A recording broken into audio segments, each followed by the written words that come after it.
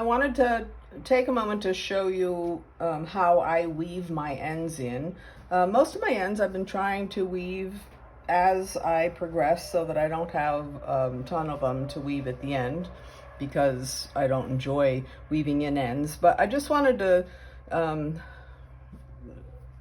look at this a little bit. So here's my next to last round. These are my ends. I have a little bit of unpretty there. So these double crochets, I'm looking at the back first of all, and you can tell it's the back because if I look at it from the front, I see the V's around the tops of the double crochets. From the back, I don't see those. So these were double crochets I worked over my slip knots, and I'm just going to tug that one a little bit because it was kind of separating my double crochets. And when I do the weaving, I don't want to weave both of these tails into the back of the same double crochet clump. So I'm going to take one of them and weave through here. The other one, I'm going to go underneath the bases of those double crochets and weave it into the next door neighbor. That'll also help kind of separate those bumps out a little bit. So I'm just gonna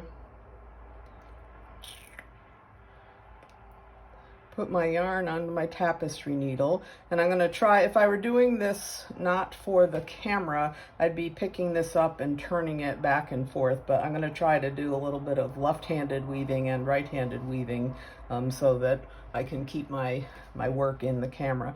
So I'm going to start out and I'm going to weave a little bit left to right. I want to do all my weaving in the same color, so I don't want to weave through the white or the cream stitches with my purple yarn. I want to stick with the purple yarn. Another thing that I learned from someone I took a class from is that it's helpful to split the yarn. So when we're crocheting, we don't want to split the yarn, but when we're weaving, it is helpful because it snugs the yarn up a little more than it would if we were just staying underneath strands of yarn. I want to weave in multiple directions, so I'm going to jump down now and weave much more comfortably left or right to left with my right hand and give that a little tug, and then I'm going back to my awkward left hand and I'm just going to weave a little bit further. And again, I'm just trying to kind of split the yarn, stay on the back. I don't want the weaving to go all the way through to the front.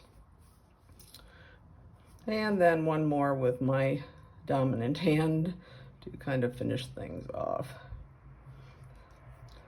And from there, I might even just kind of go up just a little bit, get a little diagonal weave in there. The more direction changes you do, the less likely your ends will pop out. If your ends pop out, your crocheting is not going to fall apart. You'll just get little tails of yarn sticking out that you'll need to trim.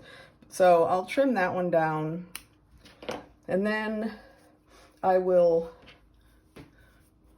thread my other tail. And like I said, this one, I'm going to start out, I'm just going to go through those double crochets. So I'm not even thinking about weaving my end there. I'm just moving it over to this next double crochet. When I do that, I can kind of smooth out that little double knot that's there. Looks a whole lot better. And so now I'm just going to do the same thing and weave this guy in the back of this clump of double crochets, matching the color. So here I go to my awkward left hand and weave some more. Back to my right hand. Sometimes when you're doing like really narrow strips of color, it's a little trickier to weave in the same color, but with the granny square we have nice big blocks of our of each color, so it's not too hard to stay in this color with my weaving. Pretty sure I have my hand in the way. And I'll just do one more little weave diagonally up through, again trying to split yarns as I go. pull it out and give it a snip. So I just have 1, 2, 3 more pairs of tails to weave. Yay!